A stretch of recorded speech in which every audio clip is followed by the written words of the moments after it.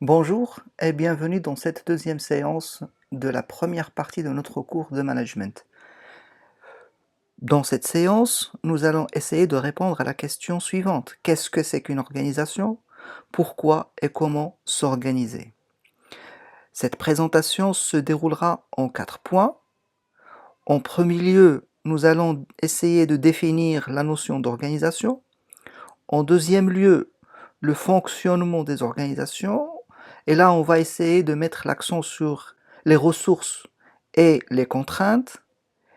En troisième lieu, on va mettre l'accent sur les critères de classification. Et en dernier lieu, on va essayer d'établir une typologie des organisations. Alors, comme on a vu en introduction, le management est une expression utilisée pour décrire un ensemble de méthodes et de techniques de direction d'une organisation. Et dans notre vie quotidienne, nous avons affaire en permanence à des organisations. Nous naissons dans un hôpital, et l'hôpital, c'est une organisation. Nous fréquentons un lycée, et le lycée, c'est une organisation. Nous travaillons dans une entreprise ou une administration, et ce sont des administrations. À l'origine de toute organisation, il y a une action collective. L'action est collective lorsqu'elle atteint une certaine complexité et implique plusieurs individus. L'action collective permet aux hommes de trouver des solutions et de s'organiser pour atteindre un objectif commun. L'action collective est organisée lorsqu'elle se divise en différentes tâches qui doivent être coordonnées et réparties entre les individus qui y participent. L'organisation offre donc un cadre juridique au groupe. C'est une réponse aux besoins de l'action collective. Atteindre un objectif suppose donc que soit mise en œuvre une action collective. Mais toute action n'est pas forcément collective. Certaines relèvent d'un objectif individuel. Par exemple, un peintre qui crée une œuvre, qui peint un tableau, un voyageur qui effectue une traversée en solitaire, un athlète qui se prépare pour les 100 mètres des Jeux olympiques. On reconnaît une organisation dès lors que le groupe remplit 4 principes qui définissent une organisation. Par exemple, une foule dans la rue ne réalise pas une action collective car chaque personne poursuit un objectif personnel. Les 4 principes sont d'abord un groupe de personnes. Pour que l'on puisse parler d'organisation, il est nécessaire que l'on ait affaire à un groupe de personnes. Certaines sont les créateurs du groupe, les autres les participants, mais toutes sont réunies pour là ou les mêmes raisons et apportent leur contribution. Le groupe est le fondement de l'action collective. En deuxième lieu, un objectif commun. Les objectifs sont les perspectives futures qui doivent être atteints, mais ils peuvent également évoluer durant la vie de l'organisation. On distingue donc entre objectifs principaux et objectifs secondaires, entre objectifs à court terme et à moyen terme et objectifs à long terme, et également entre objectifs lucratifs, c'est-à-dire une recherche de bénéfices qui seront partagés entre les membres du groupe, et des objectifs non lucratifs, c'est-à-dire que l'objectif premier de l'organisation n'est pas de réaliser des bénéfices, ni de s'enrichir personnellement. Et une division de travail afin d'assurer ces objectifs avec performance. Chaque membre du groupe doit apporter sa contribution financière, intellectuelle, force de travail, etc. et ses compétences. C'est pourquoi il est nécessaire d'organiser cet ensemble en attribuant à chacun un rôle, une tâche spécifique suivant les capacités de l'individu. Le travail est décomposé en tâches simples assurées par des travailleurs spécialisés. Pour cela, il faut d'abord définir les tâches à réaliser, les recenser et les planifier dans le temps Ensuite, diviser le travail entre chaque membre du groupe.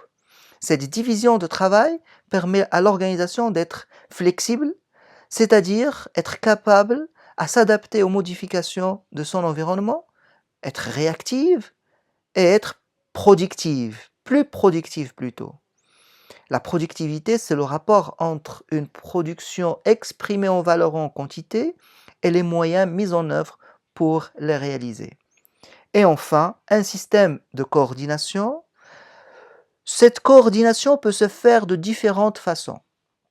Henri Mintzberg, par exemple, propose 5 modes de coordination du travail permettant d'atteindre les objectifs fixés.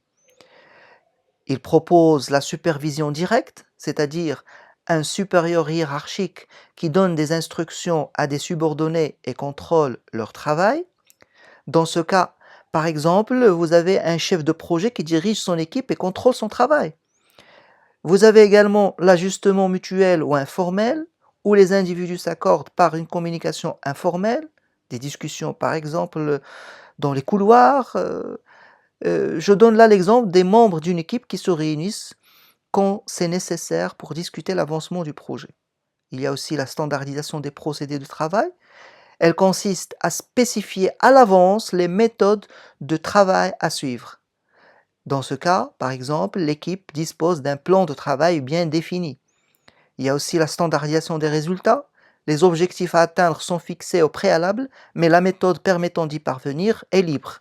Dans ce cas, chaque membre de l'équipe s'occupera d'une ou plusieurs tâches qu'il doit réaliser n'importe comment. Il ne sera jugé que sur le résultat. Et enfin, la standardisation des qualifications, c'est-à-dire que la coordination du travail se fait selon la formation spécifique requise pour exécuter une tâche. Par exemple, chaque membre s'occupera de ce qu'il sait faire ou choisir la tâche qui correspond à ses compétences. La mise en place de mécanismes de coordination permet également de gérer les conflits entre les membres de l'organisation, lorsque les objectifs individuels de chacun sont en contradiction avec l'intérêt collectif de l'organisation. Le fonctionnement des organisations nécessite la mobilisation des ressources et implique également des contraintes. Les 3 ressources nécessaires à l'organisation, il y a d'abord les ressources matérielles et immatérielles. Pour produire, l'organisation a besoin de diverses immobilisations, d'outillage, de divers matériaux, par exemple des ordinateurs, des bureaux, des armoires de rangement. Elle peut également avoir besoin de ressources immatérielles telles que des brevets ou des inventions. Ensuite, afin de financer ces investissements, l'organisation établit un budget, ce qui se définit comme étant un chiffrage des dépenses et recettes à venir pour une période donnée. Les ressources financières vont permettre, dans le cadre de certaines organisations, par exemple des entreprises ou des organisations publiques, de rémunérer les ressources humaines. Enfin, l'organisation est composée d'un ensemble d'hommes qui agissent dans un même objectif. C'est en coordonnant l'action de ces individus que l'organisation va pouvoir fonctionner. Ces individus apportent de la richesse à l'organisation. C'est pourquoi on parle de ressources humaines. Concernant les contraintes auxquelles l'organisation peut faire face, on peut citer par exemple les contraintes internes. D'une part, il peut s'agir de contraintes liées aux ressources. En effet, toute organisation, pour atteindre ses objectifs, doit mettre en œuvre des ressources. Souvent, l'organisation va être dépendante de l'extérieur pour trouver ses ressources.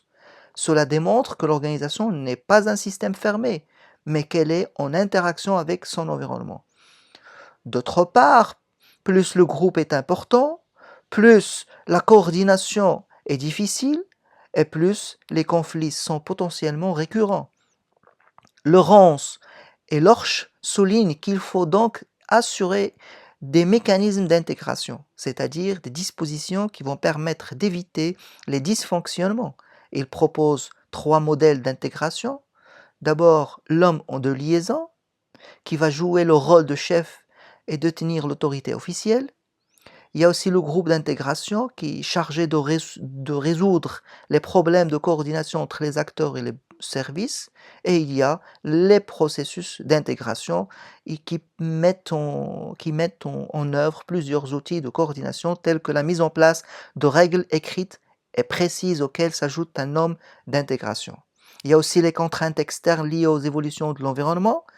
Un ou plusieurs événements peu prévisibles peuvent surgir. Il convient donc d'adapter l'organisation à ces nouvelles variables.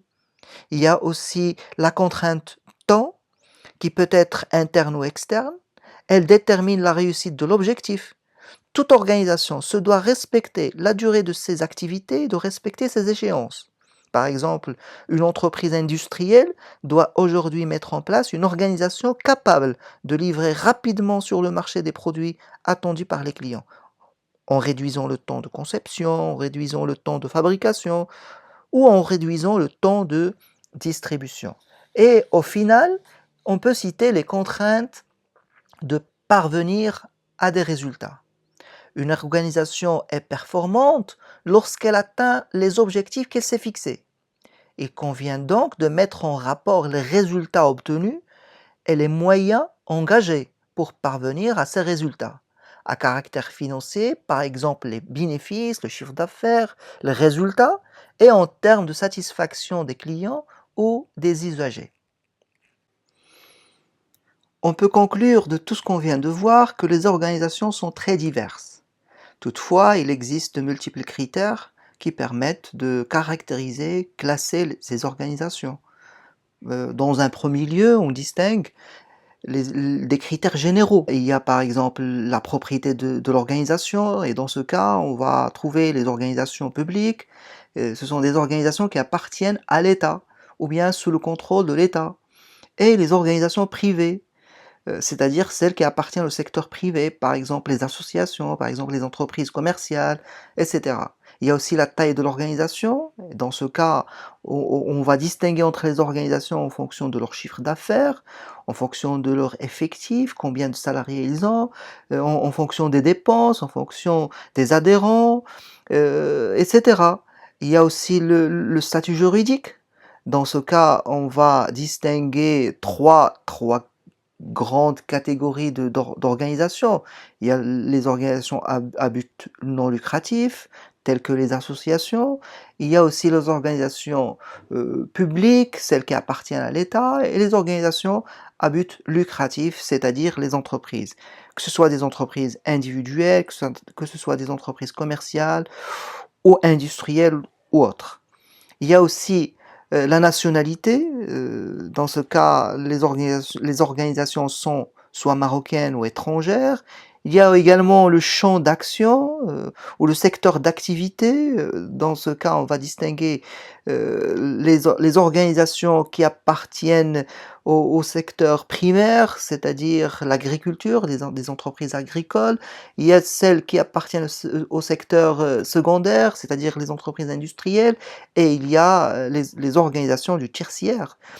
Tertiaire, ça veut dire les organisations qui offrent des services. Il y a, en dernier lieu, vous avez les ressources. On distingue entre les organisations en fonction de leurs ressources.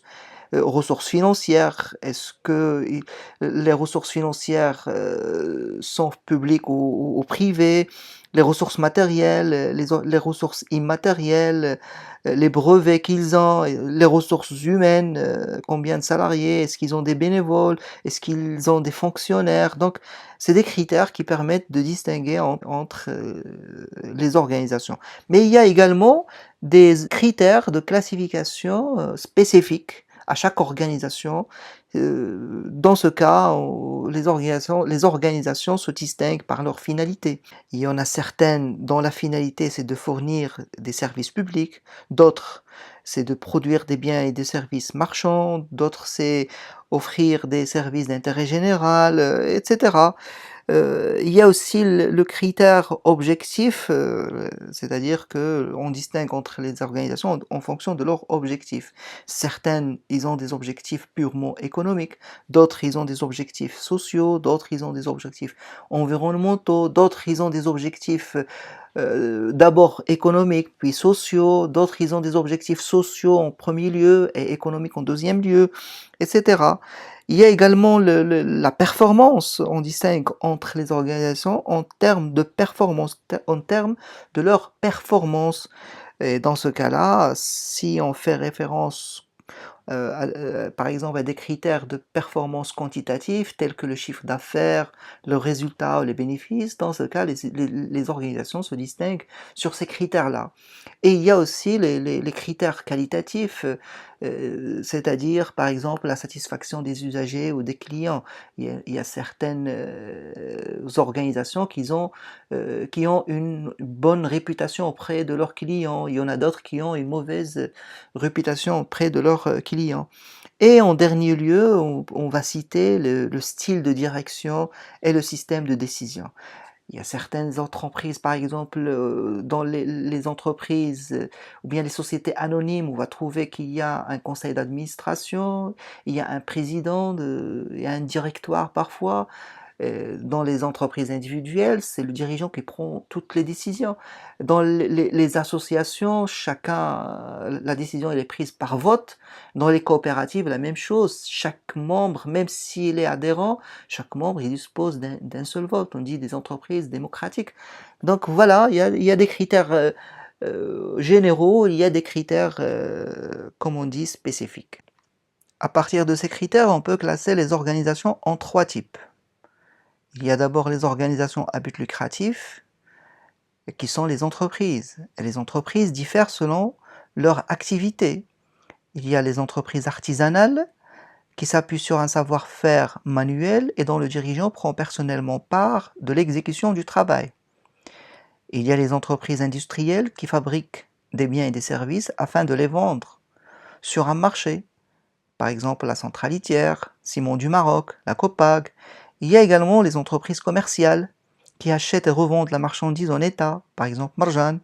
Il y a les entreprises de services, par exemple les cafés, les restaurants, les hôtels. Et il y a les entreprises libérales, par exemple les cabinets de médecins. Les entreprises diffèrent également selon leur taille. Il y a d'abord la très petite entreprise ou bien la micro-entreprise dont le nombre de salariés est inférieur à 10. Et il y a la petite entreprise dont le nombre de salariés se trouve entre 10 et 50. Il y a la moyenne entreprise dont le nombre de salariés se trouve entre 50 et 250. Dans ce cas, on parle de la PME. Et il y a les grandes entreprises dont le nombre de salariés dépasse 250. La taille conditionne souvent le choix de la structure et même le statut juridique. Les entreprises se distinguent également selon le statut juridique. Dans ce cas-là, on va parler de l'entreprise individuelle et des sociétés. Et pour les sociétés, là aussi, on va distinguer entre sociétés de personnes et sociétés de capitaux. Et il y a également les entreprises publiques. En deuxième lieu, il y a les organisations publiques, qui sont classées en 3 catégories. Il y a les administrations publiques, par exemple les ministères, la préfecture, la wilaya.